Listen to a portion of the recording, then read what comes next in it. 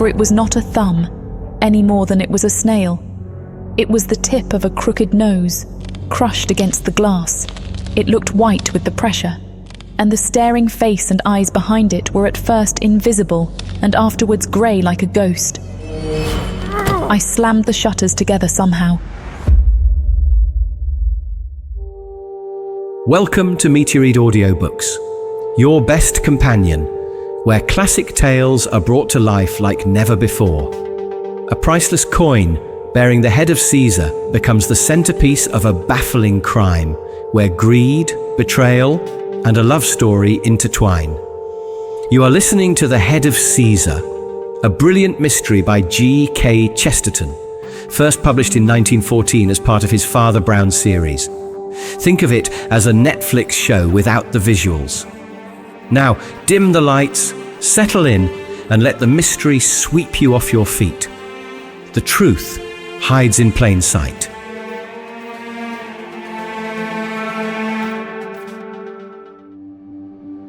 There is somewhere in Brompton or Kensington an interminable avenue of tall houses, rich but largely empty, that looks like a terrace of tombs.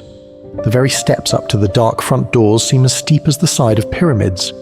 One would hesitate to knock at the door lest it should be opened by a mummy. But a yet more depressing feature in the grey facade is its telescopic length and changeless continuity. The pilgrim walking down it begins to think he will never come to a break or a corner. But there is one exception, a very small one, but hailed by the pilgrim almost with a shout. There is a sort of mews between two of the tall mansions, a mere slit like the crack of a door by comparison with the street, but just large enough to permit a pygmy alehouse or eating house, still allowed by the rich to their stable servants, to stand in the angle. There is something cheery in its very dinginess, and something free and elfin in its very insignificance. At the feet of those grey stone giants it looks like a lighted house of dwarves. Anyone passing the place during a certain autumn evening, itself almost fairy-like, might have seen a hand pull aside the red half-blind which, along with some large white lettering, half hid the interior from the street, and a face peer out not unlike a rather innocent goblin's. It was in fact the face of one with the harmless human name of Brown, formerly priest of Cobhole in Essex and now working in London. His friend Flambeau, a semi-official investigator, was sitting opposite him, making his last notes of a case he had cleared up in the neighbourhood. They were sitting at a small table close up to the window when the priest pulled the curtain back and looked out. He waited till a stranger in the street had passed the window to let the curtain fall into its place again. Then his round eyes rolled to the large white lettering on the window above his head, and then strayed to the next table, at which sat only a navvy with beer and cheese, and a young girl with red hair and a glass of milk. Then, seeing his friend put away the pocketbook, he said softly, "If you've got 10 minutes, I wish you'd follow that man with the false nose." Flambeau looked up in surprise, but the girl with the red hair also looked up, and with something that was stronger than astonishment. She was simply and even loosely dressed in light brown sacking stuff. But she was a lady, and even, on a second glance, a rather needlessly haughty one. "The man with the false nose," repeated Flambeau. "Who's he?" "I haven't a notion. I want you to find out," answered Father Brown. "I ask it as a favour. He went down there and can't have passed 3 lampposts yet. I only want to know the direction." Flambeau gazed at his friend for some time, with an expression between perplexity and amusement, and then, rising from the table, squeezed his huge form out of the little door of the Dwarf Tavern and melted into the twilight. Father Brown took a small book out of his pocket and began to read steadily. He betrayed no consciousness of the fact that the red-haired lady had left her own table and sat down opposite him. At last she leaned over and said in a low, strong voice, "Why do you say that? How do you know it's false?" He lifted his rather heavy eyelids, which fluttered in considerable embarrassment. Then his dubious eye roamed again to the white lettering on the glass front of the public house. The young woman's eyes followed his, and rested there also, but in pure puzzledom. "No, it doesn't say Selah, like the thing in the Psalms. I read it like that myself when I was wool gathering just now. It says Ales." "Well, what does it matter what it says?" His ruminating eye roved to the girl's light canvas sleeve, round the wrist of which ran a very slight thread of artistic pattern, just enough to distinguish it from a working dress of a common woman and make it more like the working dress of a lady art student. He seemed to find much food for thought in this, but his reply was very slow and hesitant. You see, madam, from outside the place looks, well, it is a perfectly decent place, but ladies like you don't generally think so. They never go into such places from choice, except an unfortunate few who don't go in to drink milk. You are a most singular person. What is your object in all this? Not to trouble you about it, only to arm myself with knowledge enough to help you, if ever you freely ask my help. But why should I need help? Father Brown continued his dreamy monologue. You couldn't have come in to see protégés, humble friends, that sort of thing, or you'd have gone through into the parlour. And you couldn't have come in because you were ill, or you'd have spoken to the woman of the place, who's obviously respectable. Besides, you don't look ill in that way, but only unhappy. This street is the only original long lane that has no turning, and the houses on both sides are shut up. I could only suppose that you'd seen somebody coming whom you didn't want to meet, and found the public house was the only shelter in this wilderness of stone. I don't think I went beyond the license of a stranger in glancing at the only man who passed immediately after, and as I thought he looked like the wrong sort, and you looked like the right sort, I held myself ready to help if he annoyed you, that is all. As for my friend, he'll be back soon, and he certainly can't find out anything by stumping down a road like this.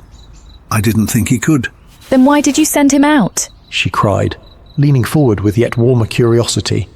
She had the proud, impetuous face that goes with reddish colouring and a Roman nose as it did in Marie Antoinette. Because I hoped you would speak to me. She looked back at him for some time with a heated face, in which there hung a red shadow of anger. Then, despite her anxieties, humour broke out of her eyes and the corners of her mouth, and she answered almost grimly. Well, if you're so keen on my conversation, perhaps you'll answer my question. I had the honour to ask you why you thought the man's nose was false. The wax always spots like that just a little in this weather. But it's such a crooked nose. I don't say it's the sort of nose one would wear out of mere foppery. This man, I think, wears it because his real nose is so much nicer. But why? What is the nursery rhyme? There was a crooked man and he went a crooked mile. That man, I fancy, has gone a very crooked road by following his nose. Why? What's he done? I don't want to force your confidence by a hair, but I think you could tell me more about that than I can tell you. The girl sprang to her feet and stood quite quietly but with clenched hands, like one about to stride away. Then her hands loosened slowly and she sat down again. You are more of a mystery than all the others, but I feel there might be a heart in your mystery. What we all dread most is a maze with no centre. That is why atheism is only a nightmare. I will tell you everything, except why I am telling you, and that I don't know. She picked at the darned tablecloth and went on. You look as if you knew what isn't snobbery as well as what is. And when I say that ours is a good old family, you'll understand it is a necessary part of the story. Indeed, my chief danger is in my brother's high and dry notions, noblesse oblige and all that. Well, my name is Christabel Carstairs, and my father was that Colonel Carstairs you've probably heard of, who made the famous Carstairs collection of Roman coins. I could never describe my father to you. The nearest I can say is that he was very like a Roman coin himself. He was as handsome and as genuine and as valuable and as metallic and as out of date. He was prouder of his collection than of his coat of arms. Nobody could say more than that. His extraordinary character came out most in his will. He had 2 sons and 1 daughter. He quarrelled with one son, my brother Giles, and sent him to Australia on a small allowance. He then made a will leaving the Carstairs collection, actually with a yet smaller allowance, to my brother Arthur. He meant it as a reward, as the highest honour he could offer, in acknowledgement of Arthur's loyalty and rectitude, and the distinctions he had already gained in mathematics and economics at Cambridge. He left me practically all his pretty large fortune, and I am sure he meant it in contempt. Arthur, you may say, might well complain of this, but Arthur is my father over again. Though he had some differences with my father in early youth, no sooner had he taken over the collection than he became like a pagan priest dedicated to a temple. He mixed up these Roman halfpence with the honour of the Carstairs family in the same stiff, idolatrous way as his father before him. He acted as if Roman money must be guarded by all the Roman virtues. He took no pleasures. He spent nothing on himself. He lived for the collection. Often he would not trouble to dress for his simple meals, but pattered about among the corded brown paper parcels, which no one else was allowed to touch, in an old brown dressing gown. With its rope and tassel and his pale, thin, refined face, it made him look like an old ascetic monk. Every now and then, though, he would appear dressed like a decidedly fashionable gentleman. But that was only when he went up to the London sales or shops to make an addition to the Carstairs collection. Now, if you've known any young people, you won't be shocked if I say that I got into rather a low frame of mind with all this. The frame of mind in which one begins to say that the ancient Romans were all very well in their way. I'm not like my brother Arthur. I can't help enjoying enjoyment. I got a lot of romance and rubbish where I got my red hair from the other side of the family. Poor Giles was the same, and I think the atmosphere of coins might count in excuse for him, though he really did wrong and nearly went to prison. But he didn't behave any worse than I did, as you shall hear. I come now to the silly part of the story. I think a man as clever as you can guess the sort of thing that would begin to relieve the monotony for an unruly girl of 17 placed in such a position. But I am so rattled with more dreadful things that I can hardly read my own feeling, and don't know whether I despise it now as a flirtation, or bear it as a broken heart. We lived then at a little seaside watering place in South Wales, and a retired sea captain living a few doors off had a son about 5 years older than myself, who had been a friend of Giles before he went to the colonies. His name does not affect my tale, but I tell you it was Philip Hawker, because I am telling you everything. We used to go shrimping together, and said and thought we were in love with each other. At least he certainly said he was, and I certainly thought I was. If I tell you he had bronzed curly hair and a falconish sort of face, bronzed by the sea also, it's not for his sake, I assure you, but for the story. For it was the cause of a very curious coincidence. One summer afternoon, when I had promised to go shrimping along the sands with Philip, I was waiting rather impatiently in the front drawing room, watching Arthur handle some packets of coins he had just purchased, and slowly shunt them, one or two at a time, into his own dark study and museum, which was at the back of the house. As soon as I heard the heavy door close on him finally, I made a bolt for my shrimping net and tam o'shanter and was just going to slip out, when I saw that my brother had left behind him one coin that lay gleaming on the long bench by the window. It was a bronze coin, and the colour, combined with the exact curve of the Roman nose and something in the very lift of the long, wiry neck, made the head of Caesar on it the almost precise portrait of Philip Hawker.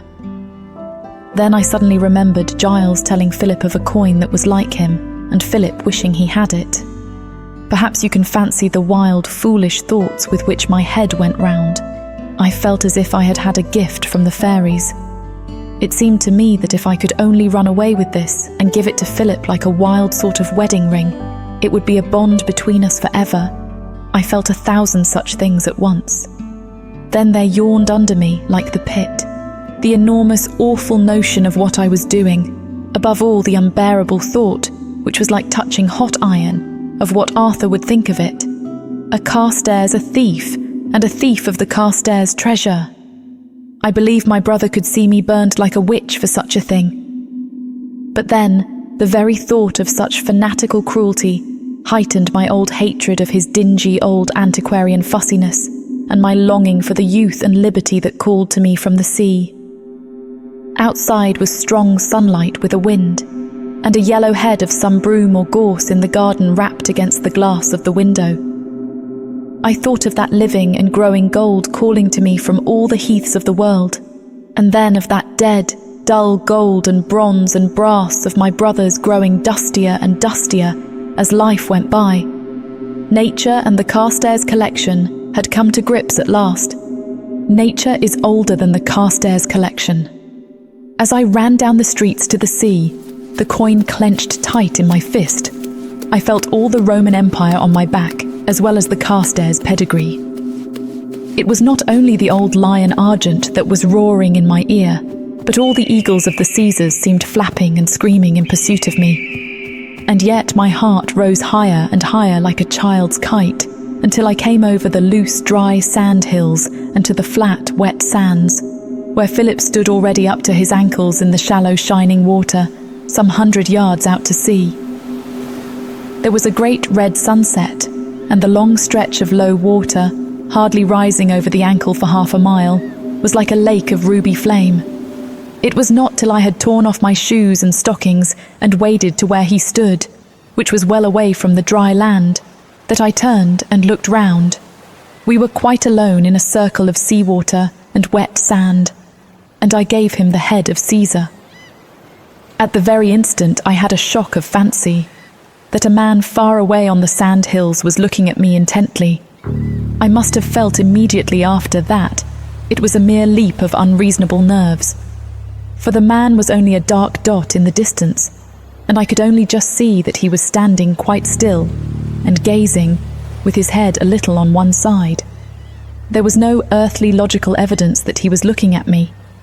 He might have been looking at a ship, or the sunset, or the seagulls, or at any of the people who still strayed here and there on the shore between us. Nevertheless, whatever my start sprang from was prophetic, for, as I gazed, he started walking briskly in a beeline towards us across the wide, wet sands.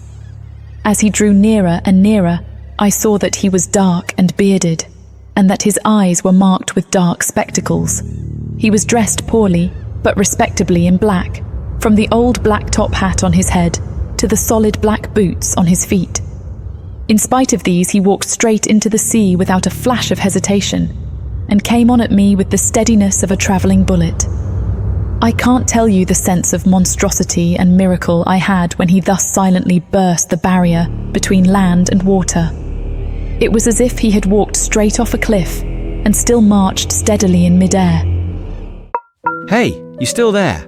Sorry for jumping in while you're listening. Just wanted to quickly mention that we publish stories like this every Sunday. If you're enjoying it, consider subscribing for more. Happy listening. It was as if a house had flown up into the sky or a man's head had fallen off. He was only wetting his boots, but he seemed to be a demon disregarding a law of nature. If he had hesitated an instant at the water's edge, it would have been nothing. As it was, he seemed to look so much at me alone as not to notice the ocean. Philip was some yards away with his back to me, bending over his net. The stranger came on till he stood within 2 yards of me, the water washing halfway up to his knees. Then he said, with a clearly modulated and rather mincing articulation, Would it discommode you to contribute elsewhere a coin with a somewhat different superscription? With one exception, there was nothing definably abnormal about him. His tinted glasses were not really opaque, but of a blue kind common enough, nor were the eyes behind them shifty, but regarded me steadily. His dark beard was not really long or wild, but he looked rather hairy, because the beard began very high up in his face, just under the cheekbones. His complexion was neither sallow nor livid, but on the contrary rather clear and youthful. Yet this gave a pink and white wax look, which somehow, I don't know why, rather increased the horror. The only oddity one could fix was that his nose, which was otherwise of a good shape, was just slightly turned sideways at the tip, as if, when it was soft, it had been tapped on one side with a toy hammer. The thing was hardly a deformity, yet I cannot tell you what a living nightmare it was to me. As he stood there in the sunset-stained water, he affected me as some hellish sea monster, just risen roaring out of a sea like blood. I don't know why a touch on the nose should affect my imagination so much. I think it seemed as if he could move his nose like a finger, and as if he had just that moment moved it. Any little assistance that may obviate the necessity of my communicating with the family. Then it rushed over me that I was being blackmailed for the theft of the bronze piece, and all my merely superstitious fears and doubts were swallowed up in one overpowering practical question. How could he have found out? I had stolen the thing suddenly and on impulse. I was certainly alone, for I always made sure of being unobserved when I slipped out to see Philip in this way. I had not, to all appearance, been followed in the street, and if I had, they could not X-ray the coin in my closed hand. The man standing on the sandhills could no more have seen what I gave Philip than shoot a fly in one eye, like the man in the fairy tale. "Philip," I cried helplessly, "ask this man what he wants." When Philip lifted his head at last from mending his net, he looked rather red, as if sulky or ashamed. But it may have been only the exertion of stooping and the red evening light. I may have only had another of the morbid fancies that seemed to be dancing about me. He merely said gruffly to the man, You clear out of this. and motioning me to follow, set off wading shoreward without paying further attention to him. He stepped onto a stone breakwater that ran out from among the roots of the sandhills and so struck homeward, perhaps thinking our incubus would find it less easy to walk on such rough stones, green and slippery with seaweed, than we, who were young and used to it. But my persecutor walked as daintily as he talked, and he still followed me, picking his way and picking his phrases. I heard his delicate, detestable voice appealing to me over my shoulder, until at last, when we had crested the sandhills, Philip's patience, which was by no means so conspicuous on most occasions, seemed to snap. He turned suddenly, saying, Go back. I can't talk to you now. and as the man hovered and opened his mouth, Philip struck him a buffet on it that sent him flying from the top of the tallest sandhill to the bottom. I saw him crawling out below, covered with sand. This stroke comforted me somehow, though it might well increase my peril, but Philip showed none of his usual elation at his own prowess. Though as affectionate as ever, he still seemed cast down, and before I could ask him anything fully, he parted with me at his own gate, with two remarks that struck me as strange. He said that, all things considered, I ought to put the coin back in the collection, but that he himself would keep it for the present. And then he added quite suddenly and irrelevantly, You know Giles is back from Australia. The door of the tavern opened and the gigantic shadow of the investigator Flambeau fell across the table. Father Brown presented him to the lady in his own slight persuasive style of speech, mentioning his knowledge and sympathy in such cases, and almost without knowing, the girl was soon reiterating her story to two listeners. But Flambeau, as he bowed and sat down, handed the priest a small slip of paper. Brown accepted it with some surprise and read on it, Cab to Wagga Wagga, 379, Mafeking Avenue, Putney. The girl was going on with her story. I went up the steep street to my own house with my head in a whirl. It had not begun to clear when I came to the doorstep, on which I found a milk can, and the man with the twisted nose. The milk can told me the servants were all out, for of course Arthur, browsing about in his brown dressing gown in a brown study, would not hear or answer a bell. Thus there was no one to help me in the house, except my brother, whose help must be my ruin. In desperation, I thrust 2 shillings into the horrid thing's hand and told him to call again in a few days, when I had thought it out. He went off sulking, but more sheepishly than I had expected. Perhaps he had been shaken by his fall, and I watched the star of sand splashed on his back, receding down the road with a horrid, vindictive pleasure. He turned a corner some 6 houses down. Then I let myself in, made myself some tea, and tried to think it out. I sat at the drawing-room window looking onto the garden, which still glowed with the last full evening light. But I was too distracted and dreamy to look at the lawns and flower pots and flower beds with any concentration. So I took the shock the more sharply because I'd seen it so slowly. The man or monster I'd sent away was standing quite still in the middle of the garden. Oh, we've all read a lot about pale-faced phantoms in the dark. But this was more dreadful than anything of that kind could ever be, because though he cast a long evening shadow, he still stood in warm sunlight, and because his face was not pale, but had that waxen bloom still upon it that belongs to a barber's dummy. He stood quite still, with his face towards me, and I can't tell you how horrid he looked among the tulips and all those tall, gaudy, almost hothouse-looking flowers. It looked as if we'd stuck up a waxwork instead of a statue in the centre of our garden. Yet almost the instant he saw me move in the window, he turned and ran out of the garden by the back gate, which stood open and by which he had undoubtedly entered. This renewed timidity on his part was so different from the impudence with which he had walked into the sea that I felt vaguely comforted. I fancied perhaps that he feared confronting Arthur more than I knew. Anyhow, I settled down at last and had a quiet dinner alone, for it was against the rules to disturb Arthur when he was rearranging the museum, and, my thoughts a little released, fled to Philip and lost themselves, I suppose. Anyhow, I was looking blankly, but rather pleasantly than otherwise, at another window, uncurtained, but by this time black as a slate with the final nightfall. It seemed to me that something like a snail was on the outside of the window pane, but when I stared harder, it was more like a man's thumb pressed on the pane. It had that curled look that a thumb has. With my fear and courage reawakened together, I rushed at the window and then recoiled with a strangled scream that any man but Arthur must have heard. For it was not a thumb, any more than it was a snail. It was the tip of a crooked nose, crushed against the glass.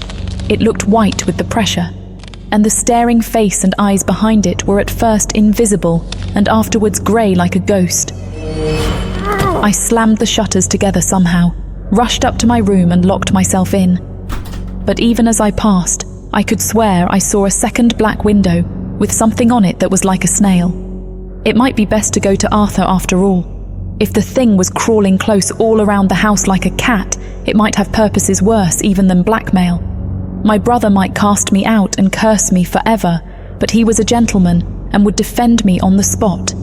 After 10 minutes curious thinking, I went down, knocked on the door, and then went in, to see the last and worst sight. My brother's chair was empty, and he was obviously out.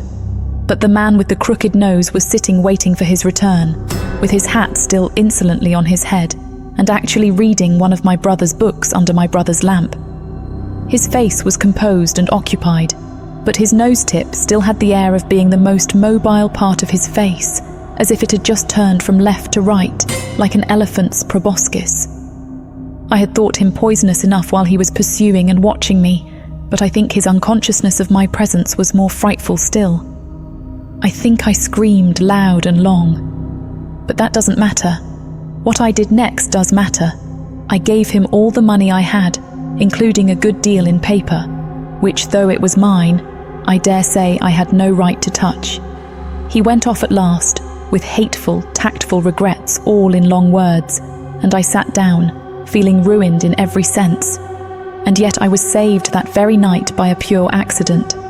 Arthur had gone off suddenly to London, as he so often did, for bargains, and returned, late but radiant, having nearly secured a treasure that was an added splendour even to the family collection. He was so resplendent that I was almost emboldened to confess the abstraction of the lesser gem, but he bore down all other topics with his overpowering projects. Because the bargain might still misfire any moment, he insisted on my packing at once and going up with him to lodgings he had already taken in Fulham to be near the curio shop in question. Thus, in spite of myself, I fled from my foe almost in the dead of night, but from Philip also. My brother was often at the South Kensington Museum, and in order to make some sort of secondary life for myself, I paid for a few lessons at the art schools. I was coming back from them this evening, when I saw the abomination of desolation walking alive down the long straight street, and the rest is as this gentleman has said. I've got only one thing to say. I don't deserve to be helped, and I don't question or complain of my punishment. It is just, it ought to have happened. But I still question, with bursting brains, how it can have happened. Am I punished by miracle? Or how can anyone but Philip and myself know I gave him a tiny coin in the middle of the sea? It is an extraordinary problem. Not so extraordinary as the answer. Miss Carstairs, will you be at home if we call at your Fulham place in an hour and a half hence? The girl looked at him and then rose and put her gloves on. Yes, I'll be there, she said, and almost instantly left the place. That night the detective and the priest were still talking of the matter as they drew near the Fulham house, a tenement strangely mean even for a temporary residence of the Carstairs family. Of course, the superficial, on reflection, would think first of this Australian brother who's been in trouble before, who's come back so suddenly, and who's just the man to have shabby confederates. but I can't see how he can come into the thing by any process of thought, unless the girl's lover comes in too, and he would be the blacker villain. The Australian chap did know that Hawker wanted the coin, but I can't see how on earth he could know that Hawker had got it unless Hawker signalled to him or his representative across the shore. That is true. Have you noted another thing? This Hawker hears his love insulted, but doesn't strike till he's got to the soft sand hills, where he can be victor in a mere sham fight. If he'd struck amid rocks and sea, he might have hurt his ally. That is true again, said Father Brown, nodding. And now, take it from the start. It lies between few people, but at least 3. You want 1 person for suicide, 2 people for murder, but at least 3 people for blackmail. Why? Well, obviously there must be 1 to be exposed, 1 to threaten exposure, and 1 at least whom exposure would horrify. After a long ruminant pause, the priest said, You miss a logical step. 3 persons are needed as ideas. Only 2 are needed as agents. What can you mean? Why shouldn't a blackmailer threaten his victim with himself? Suppose a wife became a rigid teetotaler in order to frighten her husband into concealing his pub frequenting, and then wrote him blackmailing letters in another hand, threatening to tell his wife. Why shouldn't it work? Suppose a father forbade a son to gamble and then, following him in a good disguise, threatened the boy with his own sham paternal strictness. Suppose, but here we are, my friend. My God, you don't mean... An active figure ran down the steps of the house and showed under the golden lamplight the unmistakable head that resembled the Roman coin. Miss Carstairs wouldn't go in till you came. Well, don't you think it's the best thing she can do to stop outside, with you to look after her? You see, I rather guess you have guessed it all yourself. Yes, I guessed on the sands. And now I know. That was why I let him fall soft. Taking a latchkey from the girl and the coin from Hawker, Flambeau let himself and his friend into the empty house and passed into the outer parlour. It was empty of all occupants but 1. The man whom Father Brown had seen past the tavern was standing against the wall as if at bay, unchanged, save that he had taken off his black coat and was wearing a brown dressing gown. We have come to give back this coin to its owner. Then he handed it to the man with the nose. Flambeau's eyes rolled. Is this man a coin collector? This man is Mr. Arthur Carstairs, and he is a coin collector of a somewhat singular kind. The man changed colour so horribly that the crooked nose stood out on his face like a separate and comic thing. He spoke, nevertheless, with a sort of despairing dignity. You shall see, then, that I have not lost all the family qualities. Mr. Arthur Carstairs turned suddenly and strode into an inner room, slamming the door. Stop him! Shouted Father Brown, bounding and half falling over a chair, and after a wrench or 2, Flambeau had the door open. But it was too late. In dead silence, Flambeau strode across and telephoned for doctor and police. An empty medicine bottle lay on the floor. Across the table, the body of the man in the brown dressing gown lay amid his burst and gaping brown paper parcels, out of which poured and rolled, not Roman, but very modern English coins. The priest held up the bronze head of Caesar. This was all that was left of the Carstairs collection. After a silence, he went on with more than common gentleness. It was a cruel will his wicked father made, and you see he did resent it a little. He hated the Roman money he had, and grew fonder of the real money denied him. He not only sold the collection bit by bit, but sank bit by bit to the basest ways of making money, even to blackmailing his own family in a disguise. He blackmailed his brother from Australia for his little forgotten crime. That is why he took the cab to Wagga Wagga in Putney. He blackmailed his sister for the theft he alone could have noticed. And that, by the way, is why she had that supernatural guess when he was away on the sand dunes. Mere figure and gait, however distant, are more likely to remind us of somebody than a well-made-up face quite close. There was another silence. Well, and so this great numismatist and coin collector was nothing but a vulgar miser, growled the detective. Is there so great a difference? What is there wrong about a miser that is not often as wrong about a collector?